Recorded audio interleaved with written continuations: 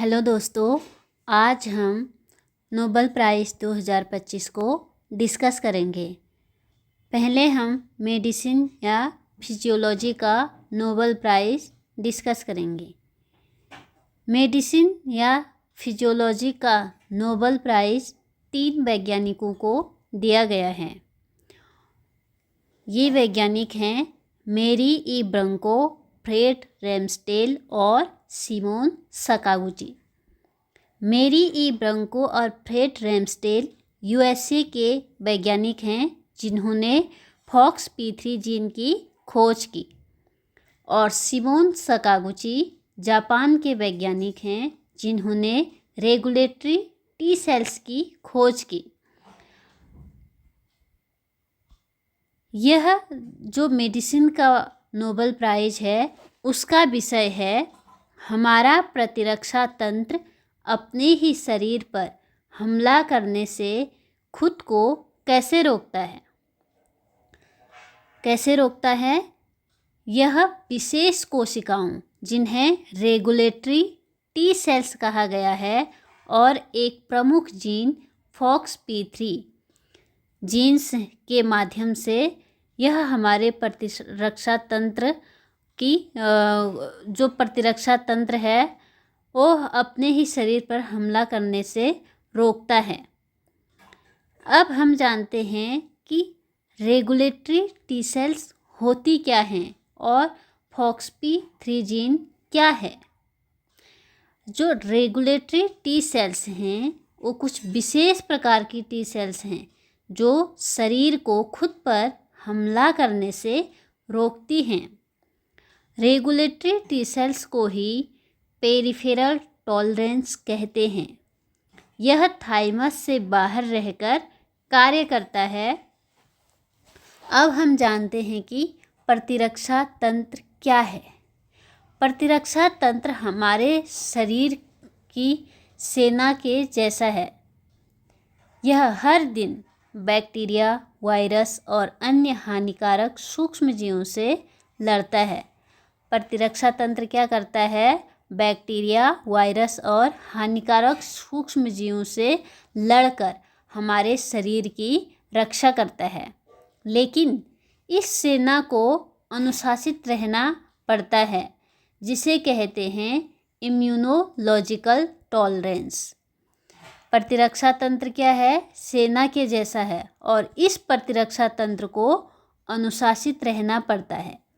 अगर यह गलती से अपने ही शरीर की कोशिकाओं को दुश्मन समझकर उन्हें खुद के ऊपर हमला करने लगे तो स्व प्रतिरक्षा रोग, ऑटो इम्यून डिजीज हो जाती हैं।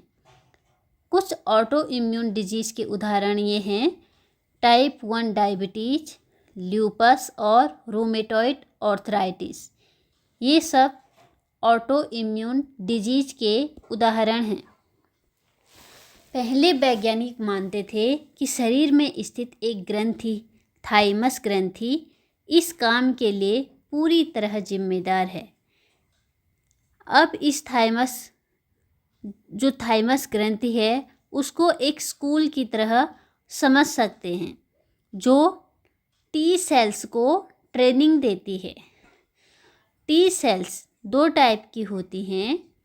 पहली है हेल्पर टी सेल्स और दूसरी हैं किलर टी सेल्स। जो हेल्पर टी सेल्स हैं वो शरीर में खतरे की पहचान करके अन्य कोशिकाओं को सक्रिय करती हैं। हेल्पर टी सेल्स क्या करती हैं? खतरे की पहचान करके अन्य कोशिकाओं को सक्रिय करती हैं। फिर जो किलर टी सेल्स हैं वो संक्रमित या कैंसर ग्रस्त कोशिकाओं को नष्ट करती हैं।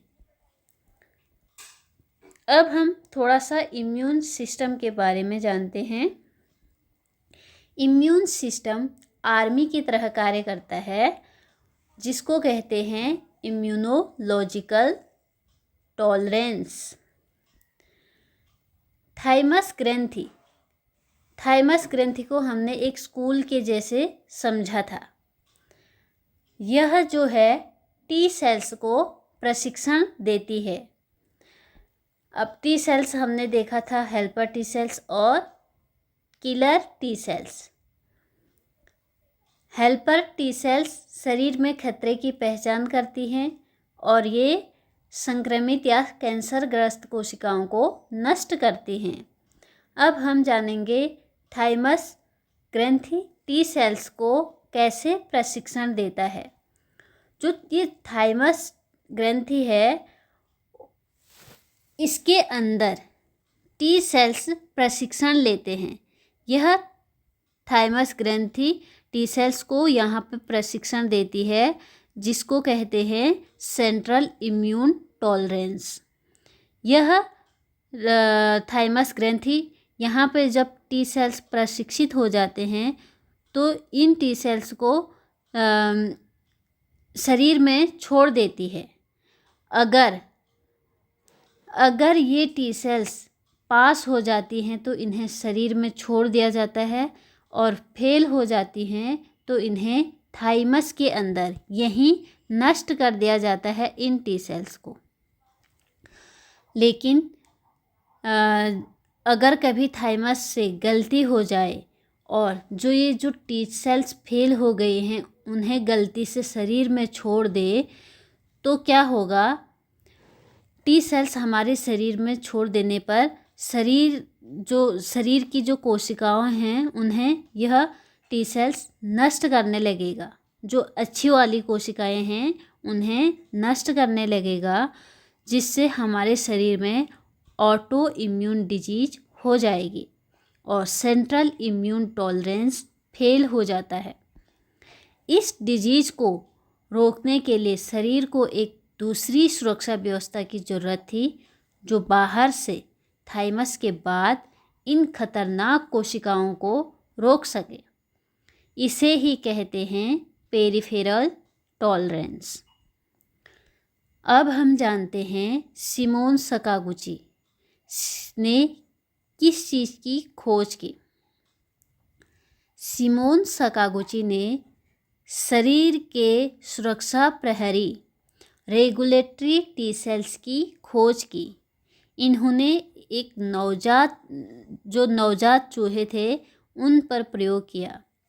उन्होंने इस नवजात चूहे के अंदर से थाइमस को हटा दिया, और जिससे ये जो चूहे हैं वो एक गंभीर स्व प्रतिरक्षा रोग से ग्रसित हो गए। इस बीमार चूहे में स्वस्थ चूहे की टी सेल्स ट्रांसफ़र करने पर ये जो बीमार चूहा था वो फिर से ठीक हो गया।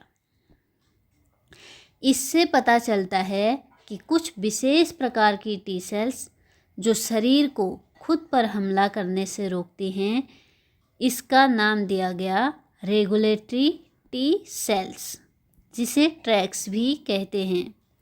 दूसरा है मेरी ब्रंको और फ्रेड रैम्सडेल। इन्होंने FOXP3 जीन की खोज की। यह खोज किस पर करी? स्कर्फी माउस पर। इस माउस में ऑटो इम्यून डिजीज़ थी पहले से ही। अब इस माउस के DNA की स्टडी करके जो दोषपूर्ण जीन था FOXP3 जीन था, जिसमें कि दोषपूर्ण जीन था, उस जीन को जो हेल्दी FOXP3 जीन है उस जीन को बीमार चूहे में रिप्लेस कर दिया। एक बीमार चूहा था, इसमें FOXP3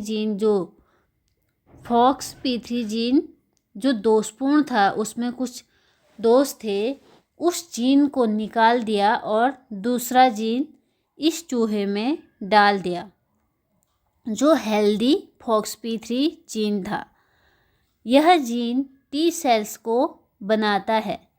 जो FOXP3 जीन है वो किसको बनाता है? रेगुलेटरी टी सेल्स को बनाता है। और ये रेगुलेटरी टी सेल्स क्या करता है? यह बताता है कि कब आपको काम करना है और कब रुकना है।